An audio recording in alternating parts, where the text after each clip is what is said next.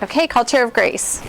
Thank you for coming. I'm so grateful. I'm so glad to be here. It's my first time at Best Practices, and wow, this is maybe what heaven looks like, right? Just ice cream everywhere and people talking and sitting in sunshine. This is fantastic. Let's start with prayer. Please bow your heads.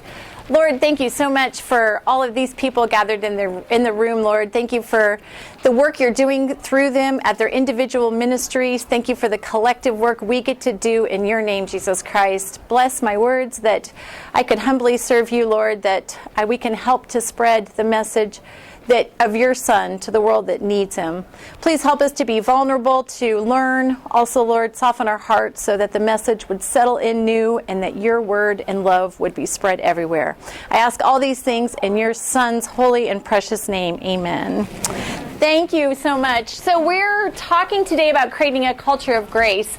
And I want to tell you that yesterday when I flew in, I had the chance to be in the airport, which we all know is the very best people watching, right? So I'm sitting in the airport and I had to sit there for a couple hours and wait for my Airbnb to open up. So I was sitting watching people. And I want to tell you about 3 groups I saw because I thought it was fascinating. The first one was clearly a family going to Disney World. I knew this because there were a family of 5, 3 kids, and the 3 kids had on bright orange Disney shirts. So they were clearly advertising that. The unfortunate thing about that was the oldest child in this family was about 15, and he really didn't want to be wearing a bright orange Disney shirt. Super awkward for him. But the family was moving through the airport in the way families do on a long weekend like President's Day weekend. They were flying out. And you could tell that they were, oh yeah, there's a seat right up here. You could tell that they had planned this trip for a long time because of the shirts, because of the way that they, were destined that this was what they were going to do for President's Day weekend. But let me tell you what I noticed as I sat there and watched them, is that the family, although they were in matching shirts and although they were a family traveling together, there was something going on in the culture of that family. So, first of all, really kind of awkward for this oldest child to be wearing this shirt, but also a couple other things. The youngest child in that family was a little girl, and she had pigtails, and she was probably around 4 years old. She was maybe super excited about Disney. The problem is that the family was very busy, very kind of stressed out, trying to move through security, and this little girl was kind of getting lost in the shuffle. We have 4 kids. We had 4 kids in 5 years. Believe me, no condemnation there, because that was definitely the way we always looked moving through the airport. But let me tell you, I was able to, now that I'm a little bit older and I don't have 4 kids with me, to watch what was happening. And so Mom had this agenda. She really wanted this trip to go super well because they had planned it. Dad was on his phone. He was distracted. The little one was kind of lost in the shuffle. Are you getting the picture? The oldest one was very, very embarrassed and didn't want to be part of this. And so we see what's happening, right? Because you guys have been part of that, something like that before. The culture in the family, at least in this trip, was like disconnection. Let me tell you about the next group. There was a group of women's hockey players. I didn't know that was a thing, but I'm from Texas, and it's not a thing in Texas for sure. But these women hockey players were moving through the airport, and they were in royal blue jerseys, or traveling shirts, and they looked uniform and together. But there was some kind of drama with their flight, and so they were moving through and they looked really great. They even had matching hairstyles. I mean, they were together.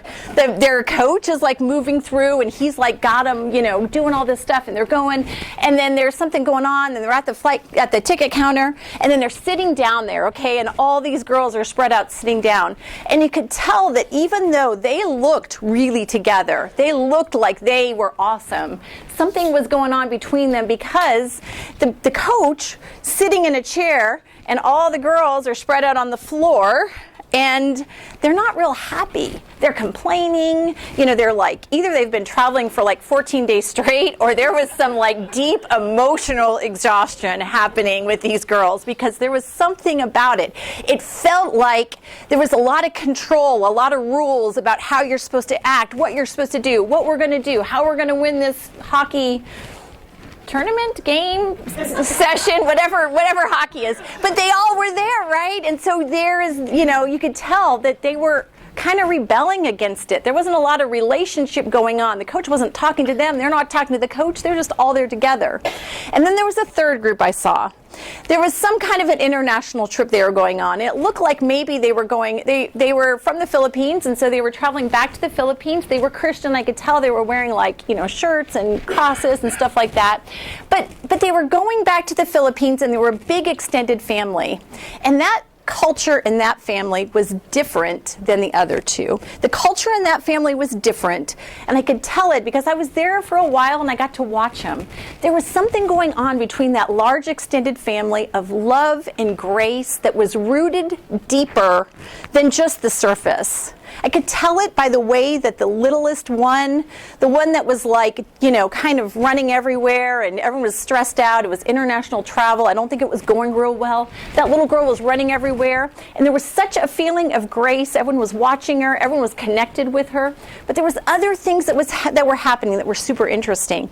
There was an older person with them, must have been like a great grandma, was really old. And the way that everyone was caring for her, they were just, super in tune to what she needed. They were laughing together. People were watching out for each other. And that was a culture of grace. I saw the grace there. I saw that in a few ways. One, I saw that because of the relationship. Two, I saw that by the way they treated the weakest people in their group. Three, I saw that by the way that they were communicating with each other. They were connecting with each other. The eye contact where they were making, the ways they were embracing each other. And I talk about this culture in families and in sports teams because every group has a culture. I wrote a book about this a few years back, and I wrote about families because I was super interested at the time. I'm in the sandwich generation right now, so my parents are older, and as they're aging, we're taking care of them. We also have 4 teenagers, 13, 15, and 18. So we have 4 teenagers right now, so we're taking care of them in a new way.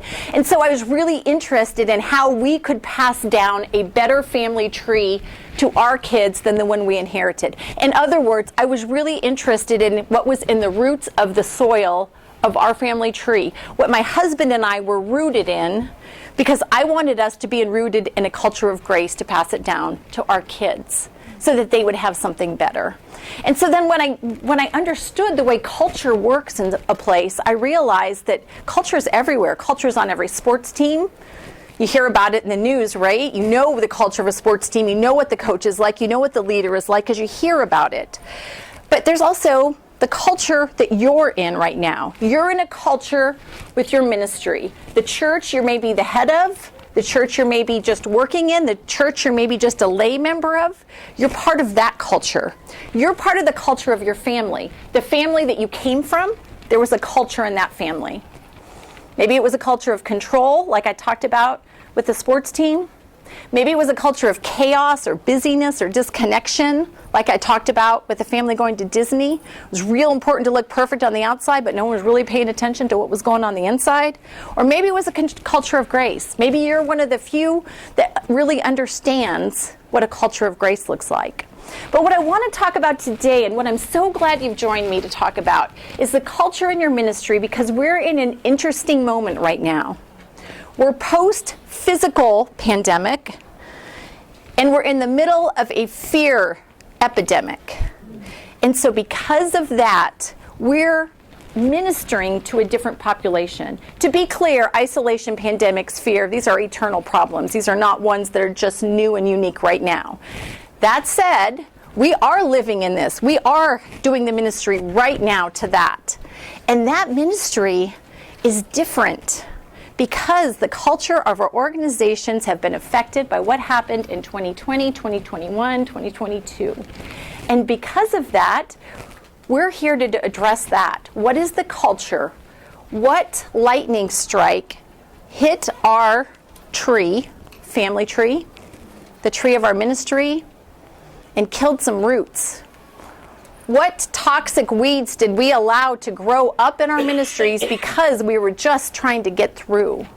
What have we put into our root systems that's affecting our cultures in our ministries that we're not even aware of? These are the questions I want to talk about today, and what I hope happens is I hope that you leave not only with some best practices to take back to your congregations or to your ministries, But I also hope that you have an opportunity to look at some of the cultures you're in and to become more intentional and aware about what a Christian, grace-filled culture looks like, because it's what the world needs right now. They need for the church to be a hospital to those people who are still hurting. So I want to talk to you about this, is that there's a lot of things that happen in a culture. So if there's a root of busyness, like in your culture right now, if people are overly busy, you're going to grow up a culture of disconnection. If you have a root of control, it grows a culture of anger or rebellion. If you have a root of shame, something happened in your culture that's shameful, something that no one's talking about or everyone's talking about outside, you're going to have a culture of guilt where everyone carries around this burden of guilt. If you have a root of bitterness, you're going to grow a culture of complaining. If you have a root of fear, it grows passivity. We see this especially with trying to get volunteers. There's so much fear. I don't know. I can't do it. What am I supposed to do? A root of scarcity grows burnout. If it always feels like there's not enough. And a root of bitterness grows a culture of complaining. And this is true. We know this is true in families. So if there was scarcity in your family, there's probably a lot of burnout. Everyone was exhausted because you never felt like you had enough. On the other side, of course, maybe you grew up in a culture of abundance. I'm not talking about having enough money to keep the lights on. I'm talking about abundance that your family realized the things that needed to be abundant and provided those. Maybe in your culture, there's a culture of scarcity or there's a culture of anger. You know there is because you see the complaining. You see the fruit of it, right? You see the fruit all the time. You see the fruit at your staff meetings. You see the fruit when you try to get volunteers. You see the fruit that is blooming and then going back into the atmosphere and back into the root system and back into the soil until it grows more of the same thing. And let me just tell you that you might have inherited that kind of a culture the same way you didn't have much to do with what nutrients or toxins were in the soil of your family tree. You might not have asked for the ministry that you've been given. The roots were not yours. But now you have them. And now it's your decision about how to change the culture of your ministry.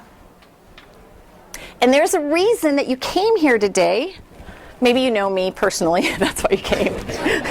But there's a reason you came is because if you know that, you also know as a Christian and a Christ follower that there is a better way. We know that. We know that because Jesus spoke about this so much. He was all about the roots. He talked about it all the time. He was like, I am the vine, abide in me. Hey, here, let me tell you this parable about the sower. The sower doesn't doesn't want toxic weeds to come up. The sower knows that where he puts the seeds is important because it matters what they bloom. Let me tell you about the fruit that comes from the plants that are planted in the right place. That's the fruit you want in your ministry. So Jesus talked about this, right? We know about this. We know that there's a better way that is not the way we're doing it now. And so what I want to talk to you about today is a culture of grace. Because a culture of grace is what I think we're all after anyway. Don't you want to be from a family like that? Don't you want the next generation in your family to be a culture of grace? Not rooted in pride, not rooted in control, not rooted in, look at how we've got it together, not rooted in chaos or anger or bitterness. When you're 85, 90 years old, it would be nice to see that in your family. The generations of your ministry are much faster than your family. You may have been through a few generations after COVID already. Whole people coming in and leaving. Wouldn't you like to see the generations of your ministry to be drenched and rooted in grace? Just totally filled with grace. Let's look at what grace is, and let's talk about how you can change the culture from bitterness or scarcity, from guilt or shame, and change it to be one of grace. So here's what I want you to think about, is I want you to look at this. What's your deepest belief about the people in your ministry? So you don't have to raise your hand, obviously. And this is going to be your deepest belief. So we're going to get to the roots of you and what you believe about your ministry. So when we talk about ministry, we talk about people, right? So maybe you're the pastor of a church, or maybe you're a women's leader, director of an early childhood center. If you're here just as a lay person, you can think about your church, you can think about your family. What do you really believe about them? Honestly. If you want to write it down, you can, or it might be something that is so deep and so personal, you don't even want to write it down. But think about what you believe about the people in there.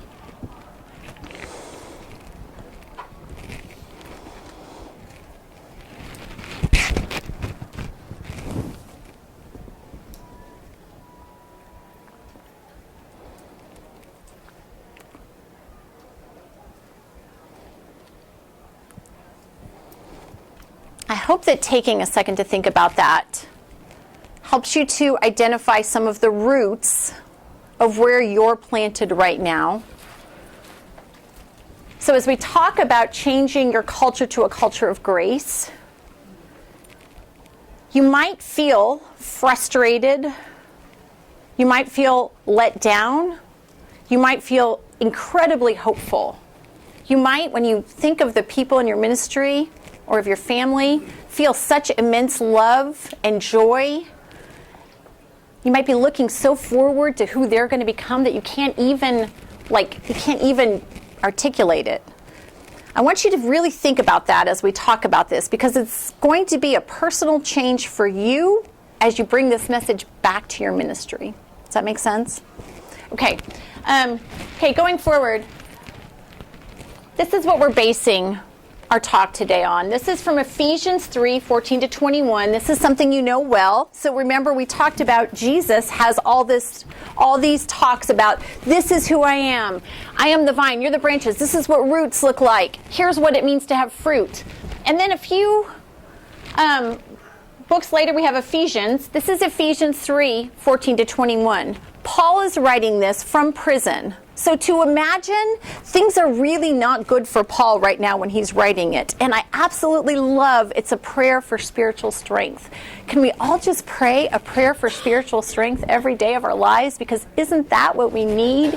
Spiritual strength. So this prayer for spiritual strength is exactly the message that is the culture of grace. It says, "For this reason I bow my knees before the Father, from whom every family in heaven and earth is named, that according to the riches of his glory he may grant you to be strengthened with power through his Spirit in your inner being, so that Christ may dwell in your hearts through faith, that you, being rooted and grounded in love, may have strength to comprehend with all the saints what is the breadth and length and height and depth, and to know the love of Christ that surpasses knowledge, that you may be filled with all the fullness of God." So this part right here is just worth your time for coming to hear that wonderful message.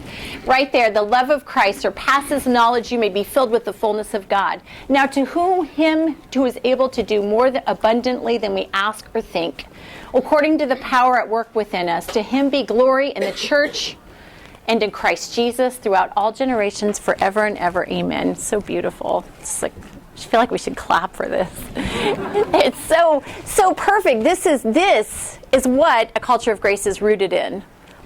Like this spiritual strength and love that is deeper than what we can understand. And so this is the work we get to do, is we get to make a culture filled with that. And really, if we can't do that, then what are we doing? The people in your ministry, the people that you just thought about, that you love and protect and serve and work with and work for, those people need this message in their life demonstrated with the hands and feet and voices of the people around them, so that they could then together become a culture that's supportive, that's grace. And this side of heaven, we would get to experience that. That is the message that we want. That's what we want to live in. So we do this in a few ways. The first thing we do is we show that we understand the assignment. So what's the assignment? What's the assignment that you have as pastor, worship leader, women's leader, mom, layperson, what's your assignment? Your assignment is this. Your assignment is this kind of love and passion for that the world and your colleagues and the people in the in your ministry would understand love in a whole new way. They would understand love the way that Christ intended it to. So I want you to see that here's what people want to understand love. People want to be seen. We talk about that today. We're talking about this important message of you're not alone. People want to be seen. If you see people, you can't help but love and show them grace. Think about that airport story I told you. If that little girl who's the last one in the big family trying to get through security with her family that's distracted and having a bad day, if she could speak up, she would say, "Notice me. I am hungry. I am tired. I don't think I can handle Disney right now." She would say something like that. There are people in your ministry who are hurting, who are not seen, because they're inconvenient, or they're broken, or they're annoying, or they're hard, or they're rooted in something because they're looking for love, and the thing they ended up getting rooted in is complaining a lot. Usually about you, and you don't want to be nice to them, but also no one's seeing them. That's not a culture of grace. Also, see them close up by showing up. This is, I feel like as a speaker that this is my biggest message. Show up. Go back to church. If you're not back in church, go back to church now. This is your official invitation. Be in church on Sunday. Also, show up all the time for people that need it. Listen to them. Look at them. Hear them. The girls on that women's hockey team that were stretched out, I could feel them needing their coach to turn to them and say, "How is everyone doing with this flight delay? How are we all doing?" People who are rooted in Christ don't believe in their vision more than they believe in looking around and seeing the people who are hurting and emotionally bleeding right in front of them. That's a culture of grace. Because grace trumps vision every time. People who are hurting, who need compassion, people who are broken or angry, people who no one sees, those people in your ministry, they need someone to come and show them a whole bunch of love. And usually that means showing up. They don't need another motivational talk that sounds like a TED Talk, because they're not there for that and it doesn't help. They don't need another consultant to come in and analyze it. They probably don't even need another program or a big celebration, but they do need the love of Christ that Paul writes about. They need spiritual strength. As you know, since COVID, because we are in this moment post-COVID, as you know, there's so much isolation. So let me tell you about a culture of grace in my own family. My mom and dad were Lutheran school teachers, as were their parents, so I come from a long line of that. And they have taught me everything I know about a culture of grace, and I've loved it. And after COVID, they went through a really hard time, and I can't believe it. But my parents were the people that went to church so many times in a week that sometimes the church doors weren't even open. We had to open it ourselves. We were those people. My parents haven't gone back to church. They're scared. They're isolated. But my daughter Elizabeth calls them every Sunday and talks to them and says, "How you doing? What's going on?" That's grace. No one sees my 80-year-old parents. My mom's disabled. My dad is they're old. No one sees them.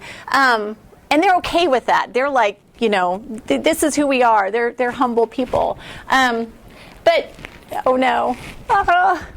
Let's just leave it. Coming back? Okay, well, good.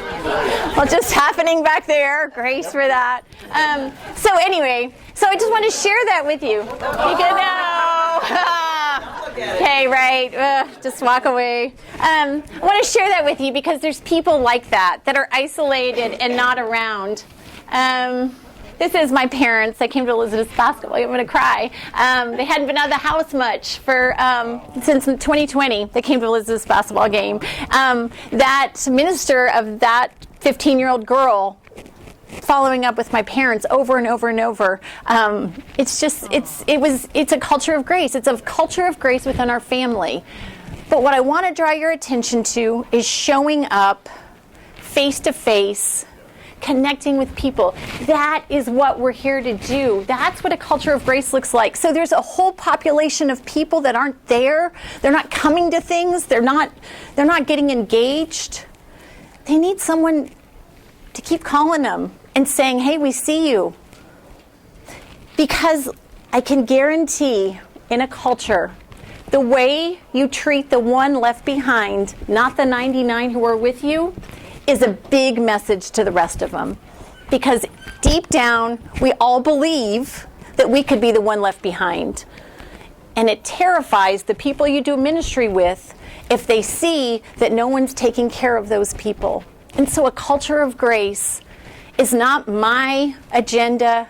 It's not my vision. It's calling the people that need it and loving them and showing them grace and showing them love. That is Christ's love that Paul describes in Ephesians 3:17.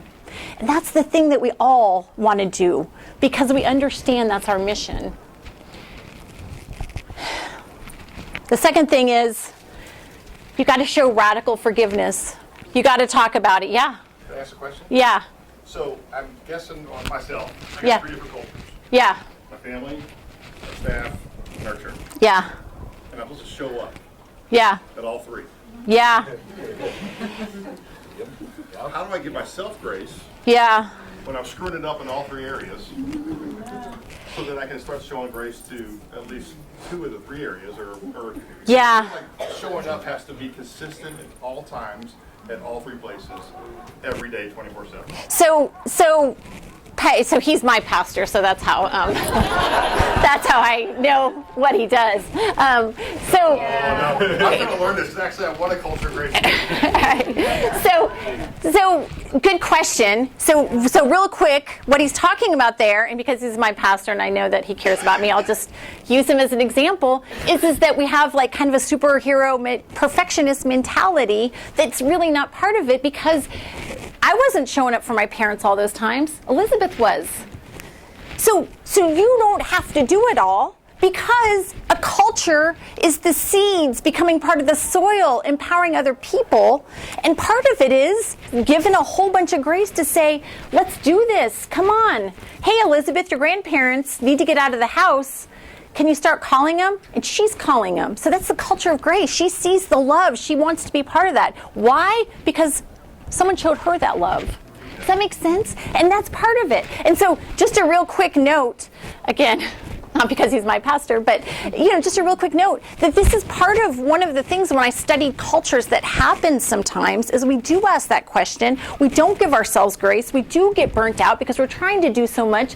But actually what's happening is we have this perfectionistic mentality that is what we call the silver bullet mentality of and ministry might look like this. I know what I need to do to start showing up. I just need to get a better organized office manager, or we just need to get a super awesome youth person, and then they could take care of that, and then I could do this. But we're not talking about that because that still is believing in that there's a vision or a perfection or there's something super awesome that we're just trying to get to. We're not talking about that. We're talking about a culture of grace where we're empowering the people to love each other the best they can in broken, vulnerable, real ways. So, believe me, the picture of Elizabeth with my parents, that's a result of like heartbreak on my part. Mom and Dad, you're not going to church? Like you haven't had communion in 2 years? What is this? Or maybe they have, I don't know. Also, they're pastors here, so I feel like but you know what I mean. Like that's that's the kind of thing. Like there's heartbreak, there's sadness there. So I'm just giving you like the great news. But the culture of grace often looks messy and not exactly right. But in there is showing up in general for the people who need it, not isolating or ignoring or being done with someone because it's hard, because they're just difficult, but empowering each other to show up. Second thing, forgiveness. So Forgiveness is a tricky one because we have lots and lots and lots of, like, what is, do we need to forgive? What's a sin? Do I ask for forgiveness? What if they're toxic? Do I need to have better boundaries? Here's the thing. In a culture of grace, let's be super free with the forgiveness. Let's admit when we're wrong. Let's ask for forgiveness.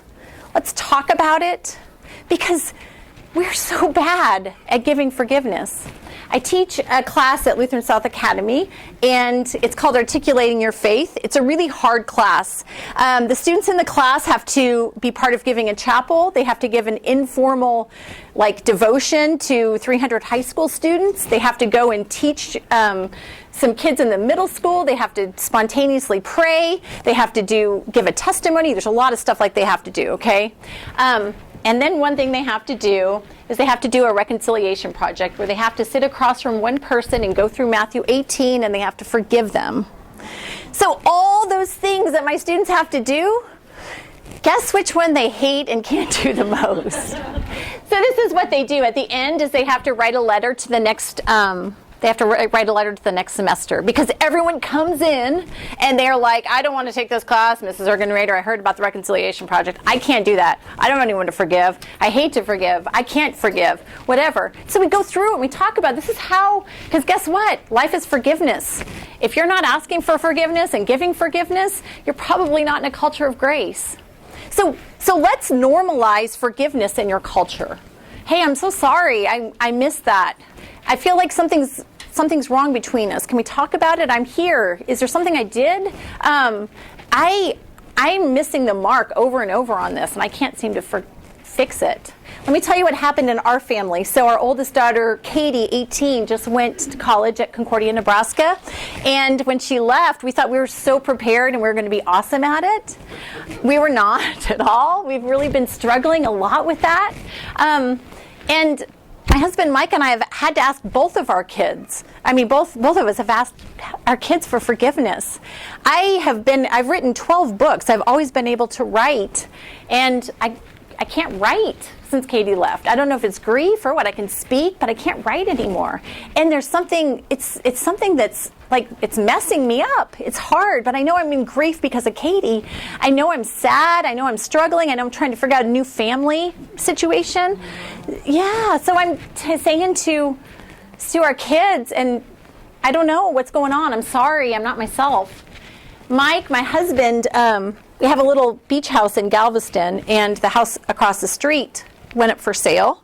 And Mike, my husband, solved his problem by buying another beach house that needed a lot of work. So all of a sudden, our kids remaining at home. I see some nods, so I think we're not the first ones to need forgiveness on this. Suddenly have some parents who are not themselves. Katie leaving, even though we're so happy for her, it felt a little like a tragedy, like a lightning strike. We're trying to figure that out, and we're stumbling around. We're not doing it perfectly. We're trying to normalize saying to the kids, hey, I don't know why, since Katie left, I wake up at 3:30 in the morning every morning, and I'm just up for the day. But I'm sorry I have to go to bed at 8 now. Talk about not showing up. I'm just out. Like I'm sorry. But isn't that better in your culture? What is happening in your culture that needs to be talked about? I mean, we could have just powered through. Hey, we got this new house. Everyone get in the car. We're going to work on it. I don't care if you have plans. But we're like, hey, I'm trying to figure out who I am now. And this is maybe who I am, is I like to fix up houses. You know, let's talk about it. So there's something happening in your culture. Maybe there was like a big break. Maybe there was a divorce, a hurt, a pain. Something happened that no one's talking about. How could you show radical grace by talking about forgiveness? How could you do a reconciliation with someone? Because the interesting thing about this reconciliation project is that when I tell my students, you're going to have to reconcile with someone, they all know immediately who they need to reconcile with.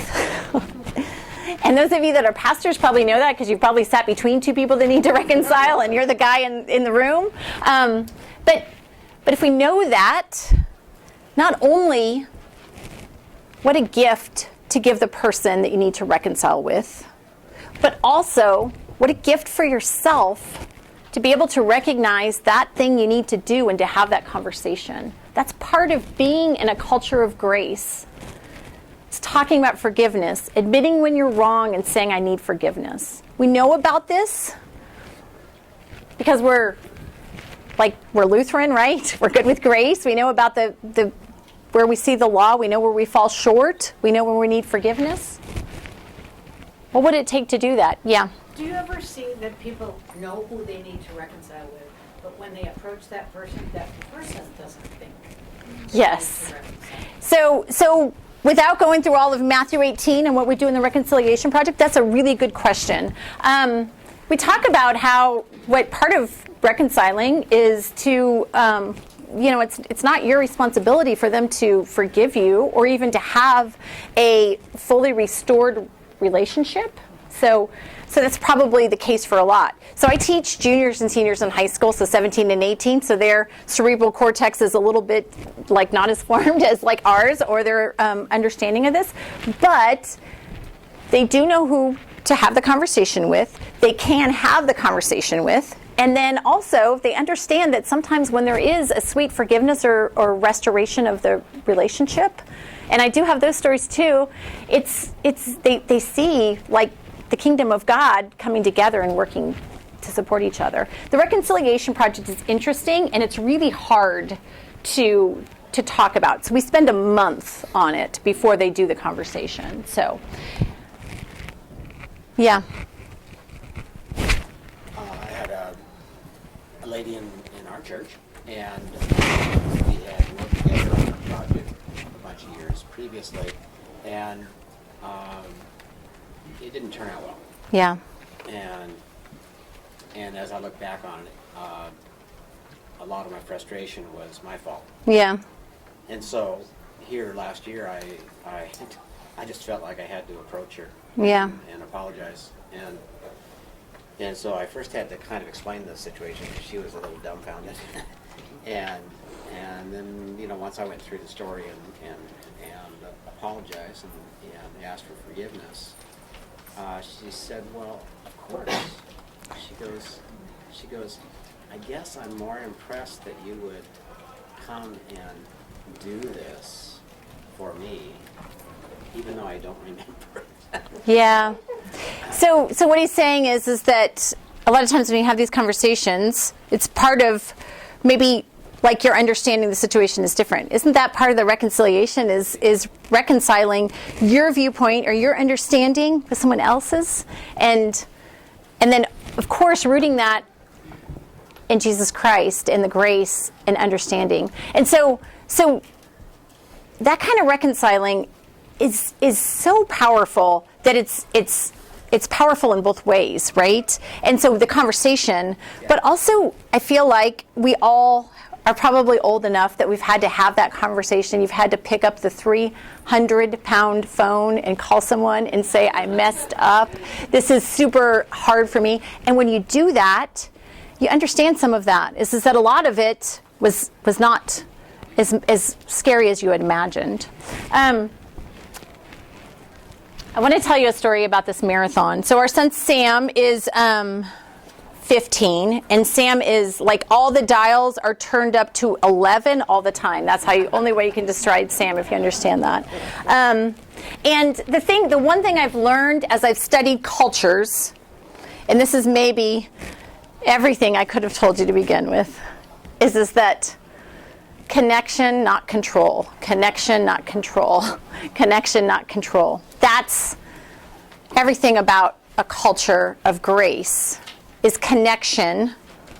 Because we are the church, we do have this common love of Christ. We understand what we're rooted in. And what you're rooted in, it's our human tendency always to want to control. Always want to control. Instead, connection. Connection for, we talked about, the people that need to be seen, for the people that need to be forgiven, and maybe that's you on both counts. At the beginning, when I said, what's your deepest belief about the people in your ministry? How are you connecting with them and not controlling them? A lot of times, That's part of the problem of the culture. In caring for them and loving them, you have such an ideal plan of what they need. But in the same way that you don't want to be controlled, but you do want to be connected with, that's what people want. So this story about Sam, so he's like just full energy all the time, crazy ideas, and if you have a child like this, or you're a teacher, or you know someone like this in your ministry, he's an absolute delight, and also our hardest child by far. And so he had this idea at 14 that he wanted to run a marathon, which we knew immediately was the stupidest idea we had ever heard of parents. So in our culture of our family, we have here someone that wants to do something or is acting in a way that we don't know what to do. And so we've learned with Sam that he needs connection all the time and not control. And so he came to this idea, I'm going to run this marathon, it's going to be so awesome. You know, he starts talking about it. And so all of our instincts are, but you're going to wear your body out, but that's a terrible idea, but you can't do that, right? You know what, you get it, right? And we're thinking all those things about how we need to like be better parents. All he wants to do is connect about it. I'm going to run it this fast and all this stuff. So Mike and I talked and we came up with a plan. You can run a marathon, Sam, but we decided amongst ourselves we're not going to tell anyone, okay? Because that's like part of, I think, the culture of our family is we don't want to look like bad parents. And so you can run a marathon, but we're not telling anybody. Again, I noticed that every day Sam wanted to talk about the marathon. He's like the person on your staff or in your ministry that you care about, that you can just feel has a palpable need to connect with you all the time. Like you can feel that palpable need. And the way that they understand grace and love is through the constant connection with people around them. That's how they understand it. Yes, of course, they need boundaries, and of course they need good leadership, and of course they need a strong vision, all those things, but they really need to connect. And we saw this with Sam. He wanted to talk about it, he wanted to do it, so we were going along with it. We signed him up. Yes, you can run a marathon. We're secretly, between my husband and I, not telling anyone a lot about it because it feels like a bad idea. Also, maybe you have someone like this that you know. Sam has tons of energy and ideas and not a lot of follow-through. So we knew he probably wouldn't be able to run 26.2 miles. So we're getting closer to the marathon, and he's like, oh, he's super into it, and he tells me about it, the drama every day, wants to connect. I'm not controlling him every time I want to control and say like, hey, when did you do this? I don't think you can do that. Let me tell you, nope. Just let him connect. So let me tell you what happened. So it's marathon day. It's the night before, actually. We're getting ready, and we're like, okay, so we're going to get there. We're talking about the starting time and everything.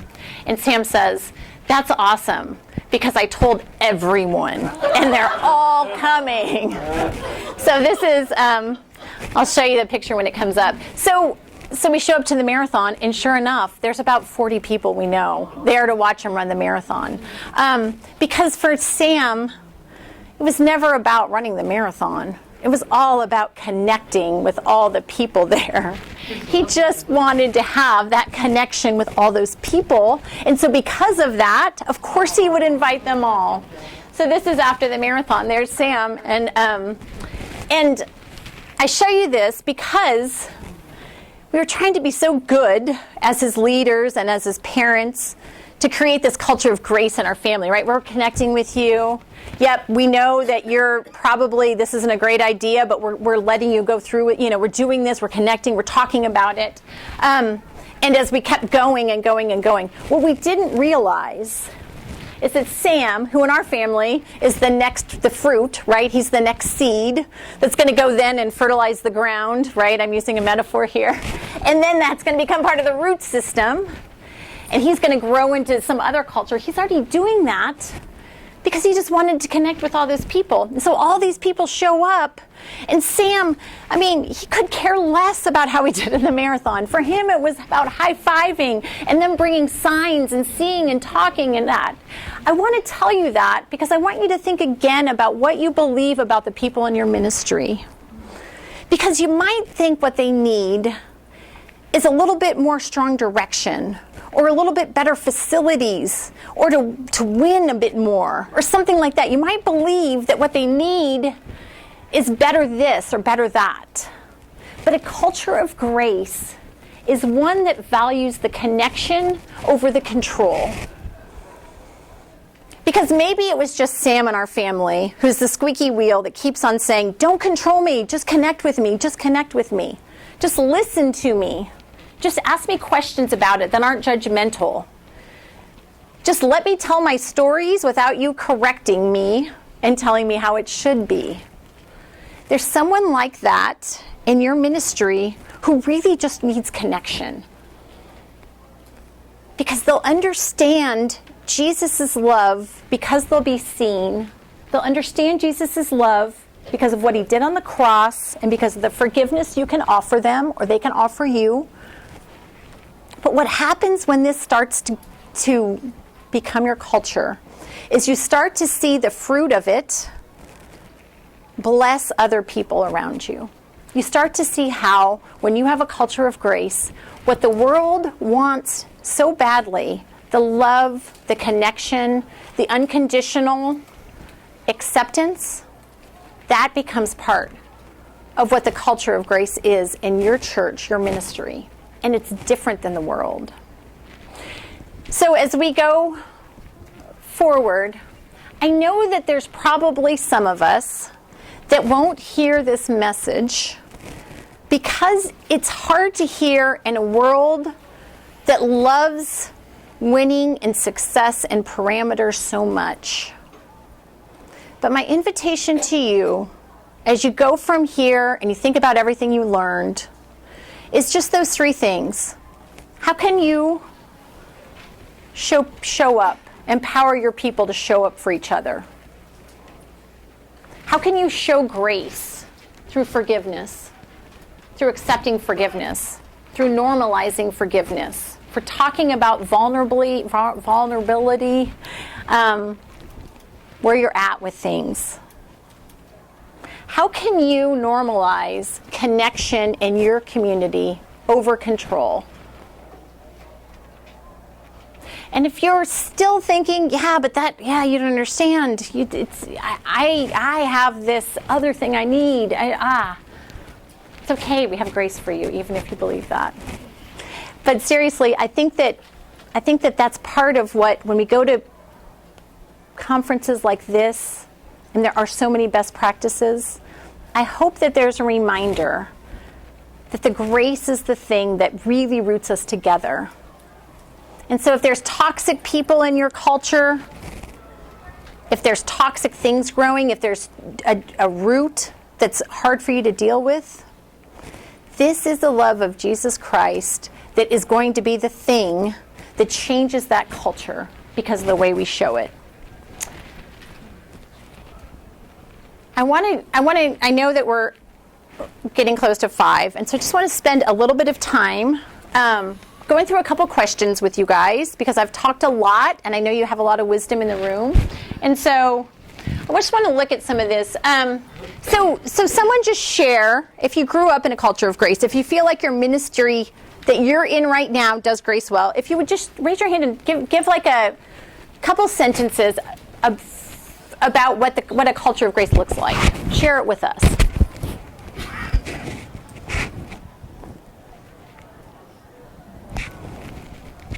All grace here. You can say it. Yeah, go ahead. You could just be.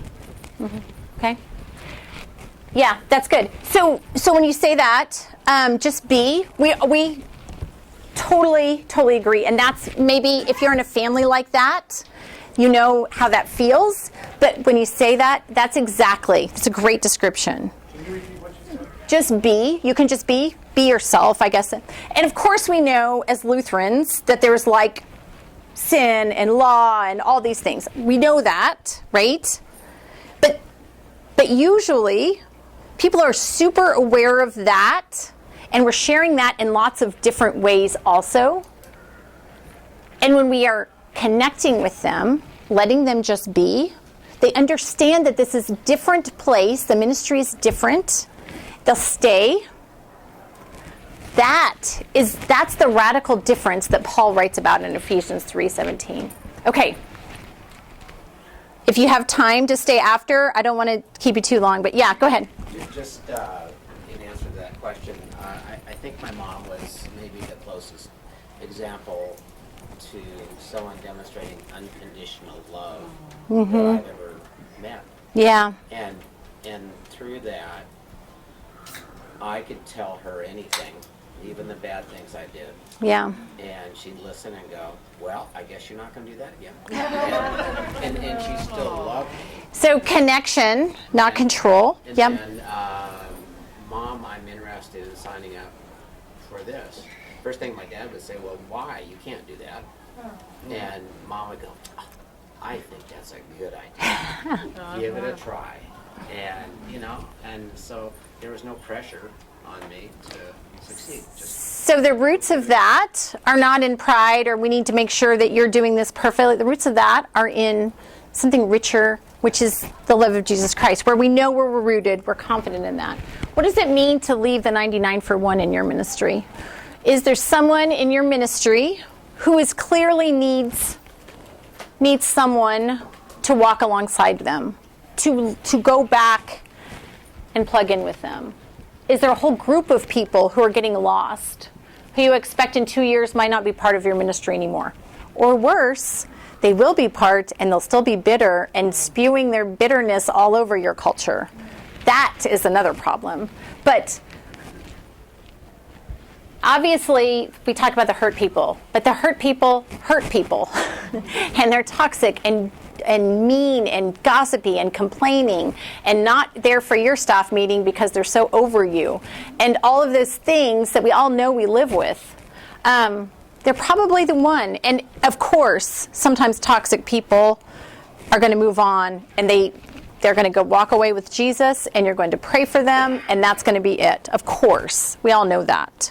But is there someone that you know that when you go back, you could intentionally show up for and say, connection, how you doing? Tell me about that. I'd love to hear about it. And yes, it will be difficult. And yes, you will not feel empowered and filled up after that conversation. But guess what? You're rooted in Christ Jesus. You can do it. It's important to see them. It might get to this one. If I say the words, the broken person, does it kind of make you feel a little uncomfortable? The tired or the hurting, the isolated?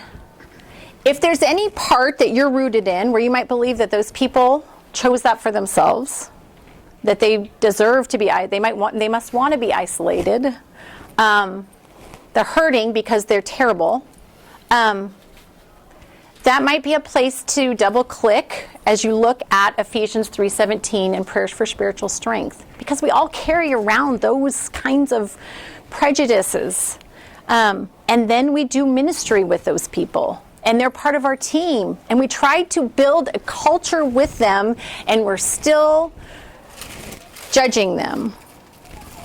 And maybe that's how you've become successful so far, is to not pander to those people in your ministry. But a true culture of grace sees those people and says, I see you, let's connect. Or the people that are hurting you, let's talk about it. That's a culture of grace.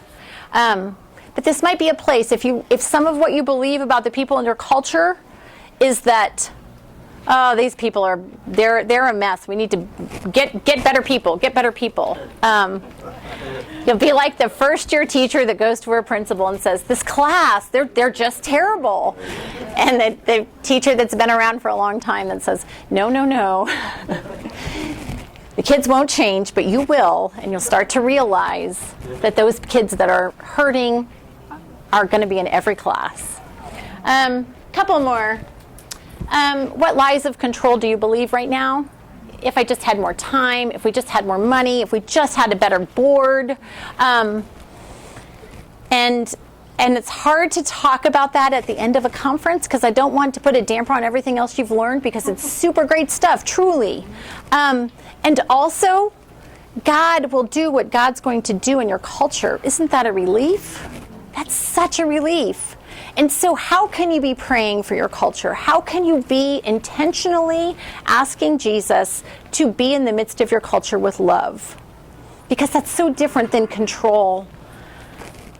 I know that there's lots of great tools out there to make your ministry better, and they are better. It does make them better. But also, we can't put our faith in those things. Those aren't going to be the things we put our faith. So take those practical ideas home, and then come back to your ministry filled with grace and love and connection and forgiveness for your people, because it's truly the thing that they all really want. Let's see. Oops, where did that one? Okay, I have some gifts for you guys. This is from my book, Family Trees and Olive Branches. We have this scripture print for you somewhere. Oh yeah, there it is. It looks great framed. That's why I have it up there. I think I brought 50 from Houston, so I hope that everyone gets one. If you already have one because you've already read the book, don't take it with you. But it looks very pretty framed. So it's a reminder to you. You can put it on your office wall. It says, rooted and grounded in love, and that's what we've talked about today.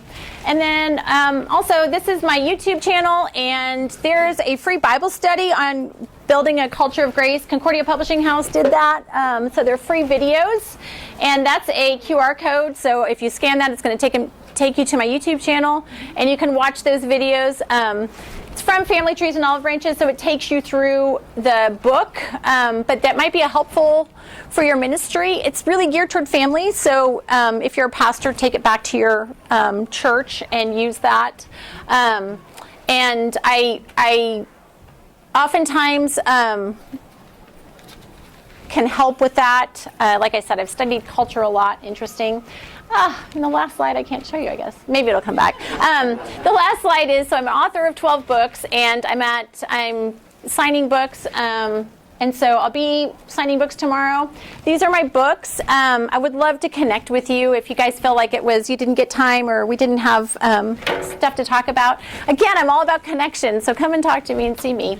But before you go, let me just leave a blessing with you. May the peace and the grace and the love of Jesus Christ go with you as you travel, so that you can carry these seeds of grace back to your communities, and with that can be fruit that blesses them for generations. Amen, and thank you.